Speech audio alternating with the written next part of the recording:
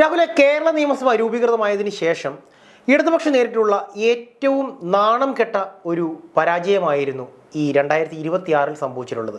പല ഇടതുകോട്ടകളും തകർന്നടിയുന്നു, പല മന്ത്രിമാരും തോൽവിയെ നേരിടുന്നു, സിറ്റിംഗ് MLA മാർ തോൽക്കുന്നു. എന്തിനേറെ പറയുന്നു, മുഖ്യമന്ത്രിയായിട്ടുള്ള പിണറായി വിജയൻ വരെ 6 റൗണ്ടുകൾ വിയർത്തും കിതച്ചുമാണ് അവസാനം എങ്ങനെയോ ജയത്തിലേക്ക് കയറിപ്പോകുന്നത്. ഇപ്പോൾ കേരളം മുഴുവൻ ചർച്ച ചെയ്യുന്നത് ആരാവും പ്രതിപക്ഷ നേതാവെന്നാണ്. ബാലഗോപാൽ സാറിൻ്റെ പേര് കേട്ടിരുന്നുവെങ്കിലും ഇപ്പോൾ കേൾക്കുന്നു പിണറായി ആണ് ഈ പ്രതിപക്ഷ നേതാവായി വരാൻ പോകുന്നതെന്ന്. ശരിക്കും ആരായിരിക്കും ഇടതുപക്ഷത്തു നിന്നും ഒരു പ്രതിപക്ഷ നേതാവായി വരാൻ പോകുന്നത്? ഈ പ്രതിപക്ഷ നേതാവിനെ തെരഞ്ഞെടുക്കുന്നതിന് മുമ്പിട്ട് നമ്മൾ ചർച്ച ചെയ്യേണ്ട മറ്റൊരു വിഷയമുണ്ട്. ഇപ്പോഴും എന്തുകൊണ്ടാണ് ഇപ്പോൾ കമ്മ്യൂണിസ്റ്റ് പാർട്ടി സ്വരാജിൻ്റെ വലിയ പോസ്റ്റ് ഉണ്ടായിരുന്നു, ജനങ്ങൾ മണ്ടന്മാരായതുകൊണ്ട് അവർ UDF കൊണ്ടുകൊടുത്തതാണ്, ഞങ്ങൾ തേനും പാലും ഒഴുക്കി, എന്നിട്ടും അല്ല ഭരണവിരുദ്ധ വികാരങ്ങളൊന്നും ഇവിടെയില്ല. ഇപ്പോൾ ഇവരാരും സമ്മതിക്കുന്നില്ല. ഈ ഒരിക്കലും ഞാൻ ഈ തെരഞ്ഞെടുപ്പിന് മുമ്പിട്ട് ഞാൻ കൃത്യമായിട്ട് പറഞ്ഞിട്ടുള്ള കാര്യമുണ്ട്. വികസനം മാത്രമല്ല, സ്വാതന്ത്ര്യം എന്ന് പറയുന്നൊരു ഫാക്ടറാണ് വികസനത്തെക്കാൾ ഏറ്റവും വലിയൊരു കാര്യം എന്ന് പറയുന്നത്. സ്വതന്ത്രമായിട്ട് ഒരാൾക്ക് ചിന്തിക്കാനും അയാളുടെ ഇഷ്ടപ്പെട്ടൊരു കാര്യം ചെയ്യാനും കഴിയാത്തൊരു സാഹചര്യം കേരളത്തിൽ പലപ്പോഴും നിലനിൽക്കുന്നുണ്ട്.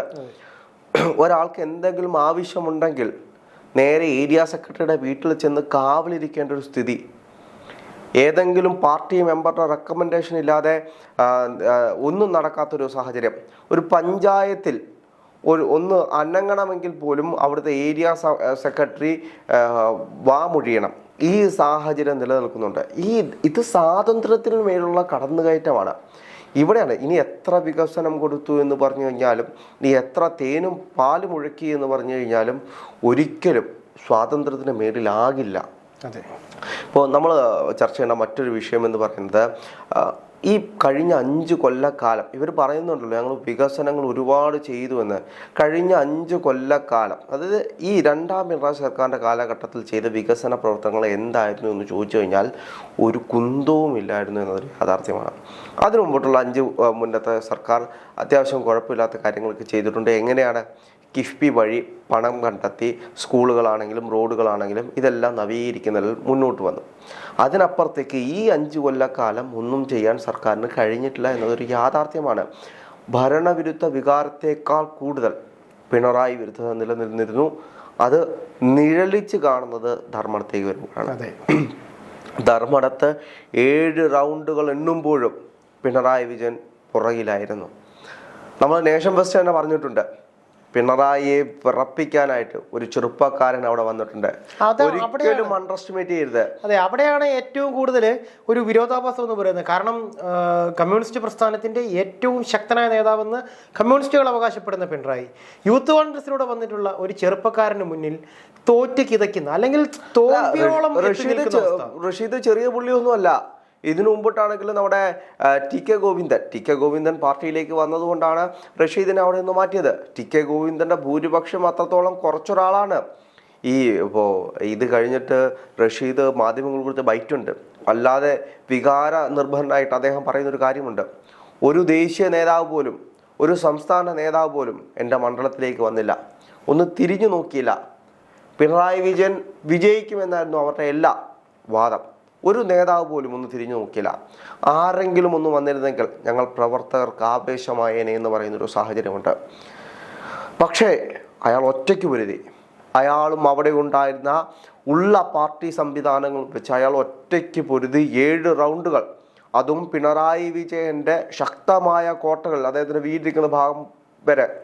ഒന്നാലോചിച്ച് നോക്കൂ, പിണറായി വിജയൻ അവിടെ എണ്ണുമ്പോഴും പിറകിൽ പോകുക എന്ന് പറയുമ്പോൾ പിന്നീടുള്ള മണ്ഡലങ്ങളൊക്കെ നമുക്കറിയാം. കമ്മ്യൂണിസ്റ്റ് പാർട്ടിയുടെ ചരിത്രങ്ങൾ നിലകൊള്ളുന്ന സ്ഥലങ്ങളാണ് ഇതെല്ലാം.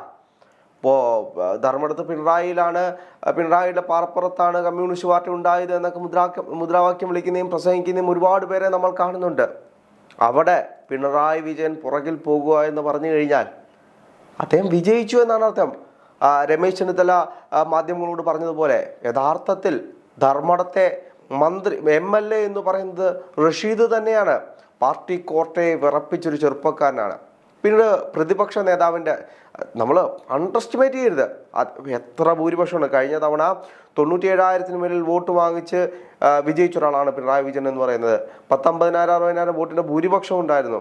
അവിടെയാണ് 18,000 എന്ന് പറയുന്ന ചെറിയ ഭൂരിപക്ഷത്തിൽ കേരളത്തിൻ്റെ 10 വർഷമായി ഭരിക്കുന്ന പിണറായി വിജയൻ എന്ന് പറയുന്ന മുഖ്യമന്ത്രി അവിടെയാണ് പിറകിൽ പോകുന്നത്. അതാണ് ഞാൻ പറഞ്ഞത്. കാരണം പിന്നെ അതാണ് ഞാൻ പറഞ്ഞു വന്ന മാറ്റർ അതാണ്. കാരണം ഇത്തവണ ഇടതുപക്ഷത്തിന് ശക്തമായി തന്നെ കാലിടറി. ഈ ഒരു ഓവർ കോൺഫിഡൻസ് ഉണ്ടായിരുന്നു. ഞങ്ങൾ എന്ത് ചെയ്താലും ഞങ്ങളെ അംഗീകരിക്കും, ഞങ്ങളല്ലാതെ മറ്റാരുമില്ല എന്നുള്ള ഒരു ഓവർ കോൺഫിഡൻസിലാണ് LDF അല്ലാതെ മറ്റാര് എന്നുള്ള ഒരു പരസ്യവാചകം തന്നെ. ഞങ്ങൾക്ക് ഷുവർ ഷോട്ടായിട്ട് കിട്ടുന്ന 58 മണ്ഡലങ്ങളുണ്ട് പ്രിയപ്പെട്ട കോൺഗ്രസ്സുകാരെ എന്നിവിടെ മുദ്രാവാക്യം വിളിച്ച സോഷ്യൽ മീഡിയയിൽ ക്യാമ്പയിൻ ചെയ്ത ആ 58 അല്ലെങ്കിൽ 68 ഇവർ പറയുന്നുണ്ടല്ലോ 68 മണ്ഡലങ്ങൾ ഞങ്ങൾക്ക് ഷുവർ ഷോട്ടാണ്, ബാക്കി ഞങ്ങൾക്ക് എണ്ണിയെടുത്താൽ, അല്ലെങ്കിൽ 58 മണ്ഡലങ്ങൾ ഞങ്ങൾ ഷുവർ ഷോട്ടാണ്, ഞങ്ങളുടെ പാർട്ടി സംവിധാനമാണ്, പാർട്ടി കോട്ടയാണ്, ഒന്ന് തൊടാനോ ഒന്ന് കല്ലളക്കാനോ കഴിയില്ല എന്ന് പറഞ്ഞ കോട്ടയൊക്കെ എന്തിയടേ? കോട്ടകൾ തകർന്നു വീഴേണ്ടതാണല്ലോ. അതൊക്കെ പോട്ടെ, നമ്മുടെ ചർച്ച അതൊന്നും അല്ല. നമ്മുടെ ചർച്ച എന്ന് പറയുന്നത് ആരാവും അല്ലല്ല പ്രതിപക്ഷ നേതാവിനെ സംസാരിക്കുന്നതിന് മുമ്പിട്ട് നമ്മൾ ഇത് സംസാരിച്ചു പോകണം. ഒന്ന് കമ്മ്യൂണിസ്റ്റ് പാർട്ടിയുടെ ശക്തമായ 2 ഇടങ്ങളാണ്. ഒന്ന് കൊല്ലം, തെക്കൻ കേരളവും നടുക്ക് വടക്കൻ കേരളം വരുമ്പോൾ കണ്ണൂർ ഭാഗവും വരുന്നത്. അപ്പോൾ തൃശ്ശൂരൊക്കെ ഇപ്പോഴും കമ്മ്യൂണിസ്റ്റ് പാർട്ടിയുടെ കൂടെയായിരുന്നു. ഞാൻ ഈ തെരഞ്ഞെടുപ്പിൽ ഏറ്റവും കൂടുതൽ ശ്രദ്ധിച്ചത് തൃശ്ശൂരിൻ്റെ മാറ്റം എങ്ങനെയായിരിക്കുമെന്ന് ഞാൻ കൗതുകത്തോടെയാണ് നോക്കിയത്. പക്ഷേ അവിടെ ഒരു മാറ്റവും ഇല്ലാതെ കമ്മ്യൂണിസ്റ്റ് പാർട്ടിയുടെ ഒപ്പമാണ് നിന്നത്. പക്ഷേ കമ്മ്യൂണിസ്റ്റ് പാർട്ടിയുടെ കോട്ട എന്ന് പറയുന്ന കൊല്ലം ജില്ലയിൽ തെക്ക് നമ്മൾ നോക്കിക്കഴിഞ്ഞാൽ കഴിഞ്ഞ തവണ 4 സീറ്റാണ് കിട്ടിയത്. 4 സീറ്റ് എന്ന് പറയുമ്പോൾ തിരുവനന്തപുരത്ത് നിന്ന് 1, കൊല്ലത്ത് നിന്ന് 2, ആലപ്പുഴയിൽ നിന്ന് 1. 4 സീറ്റ് കിട്ടിയെടുത്താണ് ഇന്ന് 10-30 സീറ്റ് പിടിച്ച് കോൺഗ്രസ് അത്ഭുതം സൃഷ്ടിച്ചിരിക്കുന്നത്. അപ്പോൾ കണ്ണൂരിലേക്ക് നമ്മൾ വരികയാണെങ്കിൽ, കണ്ണൂർ ഇപ്പോൾ കുഞ്ഞികൃഷ്ണൻ പോയത് ഒന്ന് ആലോചിച്ച് നോക്ക്. 2 അവരുടെ ഏരിയ സെക്രട്ടറിമാർ, 2 ഏരിയ സെക്രട്ടറിമാർ വന്നപ്പോൾ അവർ 2 പേരും വിജയിച്ചിട്ടുണ്ടെങ്കിൽ അവരുടെ കൂടെ കണ്ണൂരിലെ മുഴുവൻ ജനതയും വന്നിട്ടുണ്ടെങ്കിൽ അവരുടെ പവർ ഒന്ന് ആലോചിച്ച് നോക്ക്. ഞാൻ ആദ്യം ആലോചിച്ചതാണ് അവരുടെ പവർ ഒന്ന് ആലോചിച്ച് നോക്ക്. ഇതിപ്പോൾ കോൺഗ്രസിലെ ഏതെങ്കിലും ഒരു ബ്ലോക്ക് പ്രസിഡന്റ് ആണ് വരുന്നതെങ്കിൽ ഇത്രത്തോളം ഒന്നും സംഭവിക്കത്തില്ല. രാഹുലെ, അത് ശരിക്കും പറഞ്ഞു കഴിഞ്ഞാൽ നെറിയുള്ള കമ്മ്യൂണിസ്റ്റിനോടുള്ള യഥാർത്ഥ കമ്മ്യൂണിസ്റ്റുകളുടെ സ്നേഹമാണത്. മനസ്സിലായി. ഇതിനകത്ത് മറ്റൊരു കാര്യം എന്ന് പറയുന്നത് ഈ കൊല്ലം വിഭാഗവും കണ്ണൂർ വിഭാഗവും ഉണ്ട്. അതായത് കണ്ണൂർ ലോബിയും കൊല്ലം ലോബിയും, ഈ 2 ലോബി. ഇപ്പോൾ കൊല്ലം ലോബിക്ക് ഞങ്ങൾ വിട്ടുകൊടുക്കത്തില്ല എന്ന് പറയുന്നത് കൊണ്ടാണ് പ്രതിപക്ഷ നേതാവായിട്ട് ബാലഗോപാലിനെ അംഗീകരിക്കാൻ പറ്റത്തില്ല എന്ന് പറയുന്നത്. ബാലഗോപാലിന്റെ ഭൂരിപക്ഷവും വളരെ കുറവായിരുന്നു. അപ്പോൾ കഷ്ടിച്ച് കടന്നുകൂടിപ്പോയ ഒരാളാണ് ബാലഗോപാലൻ. അപ്പോൾ എടുത്തു പറയത്തക്ക വിധത്തിൽ ഒരു മുഖങ്ങളുമില്ല എന്നതൊരു യാഥാർത്ഥ്യമാണ്. ഇപ്പോൾ ബാലഗോപാലിന്റെ മുഖമാണെങ്കിൽ പോലും ഇപ്പോൾ ബാലഗോപാലിനെ അംഗീകരിക്കാത്തത് ഈ പാർട്ടി സംവിധാനം ഇപ്പോഴും കൈയടക്കി വെക്കുന്നത് കണ്ണൂർ ലോബിയാണ്. പിണറായി വിജയന്റെയും ആ കോക്കസ് കൈകാര്യം ചെയ്യുന്നതും കണ്ണൂർ ലോബിയാണ് ഇത് കൈകാര്യം ചെയ്ത് വെക്കുന്നത്. ഇവരുടെ കയ്യിൽ നിന്നും ഈ പാർട്ടി സംവിധാനം പുറത്തേക്ക് പോകരുത് എന്നുണ്ടായതുകൊണ്ടാണ് യഥാർത്ഥത്തിൽ ബാലഗോപാലിന് കൊടുക്കാൻ തയ്യാറാവാത്തത്. എന്താണെങ്കിലും പിണറായി വിജയൻ തന്നെയായിരിക്കും പ്രതിപക്ഷ നേതാവ് എന്നതിനുള്ള ചില സൂചനകൾ വരുന്നുണ്ട്. ചിലപ്പോൾ അദ്ദേഹം മാറിക്കൊടുക്കാനുള്ള സാഹചര്യം നിലനിൽക്കുന്നുണ്ട്. അദ്ദേഹം ഇതുവരെ ഉത്തരവൊന്നും പറഞ്ഞിട്ടില്ല, പാർട്ടി ഉത്തരം പറഞ്ഞിട്ടില്ല, ചർച്ചകൾ നടക്കുന്നതേ ഉള്ളൂ. ഇനി കാനായി രാജനെ വല്ലതും പിടിച്ച് പാർട്ടി സെക്രട്ടറി ആക്കുമെന്ന്, പ്രതിപക്ഷ നേതാവാക്കുമെന്ന് നമുക്ക് പറയാൻ പറ്റത്തില്ല. അപ്പം എന്താണെങ്കിലും പാർട്ടിയുടെ വലിയ ട്വിസ്റ്റുകളായിരിക്കും സംഭവിക്കാൻ പോകുന്നത്. ചിലപ്പോൾ നമ്മൾ ആരും പ്രതീക്ഷിക്കാത്ത ആരെങ്കിലും ആയിരിക്കാം ചിലപ്പോൾ പ്രതിപക്ഷ നേതാവായിട്ട് വരാൻ പോകുന്നത്. എന്താണെങ്കിലും സഭയിൽ 10-35 പേരേ ഉള്ളൂ, 3 പേര് BJPയും ഉണ്ട്. അപ്പോൾ ഇവരൊന്നിച്ചിരുന്ന് ഭരിക്കുമോ, അല്ലെങ്കിൽ ഇപ്പോൾ കോൺഗ്രസ് നേരിടാൻ പോകുന്ന ഏറ്റവും വലിയ കാര്യം അത് തന്നെയാണ്. കഴിഞ്ഞ തവണകളിൽ CPM കോൺഗ്രസ്സുകാരുടെ സമരങ്ങൾ മാത്രം കണ്ടാൽ മതിയായിരുന്നു, അല്ലെങ്കിൽ യൂത്ത് കോൺഗ്രസ്സുകാരുടെ സമരം മാത്രം കണ്ടാൽ മതിയായിരുന്നു.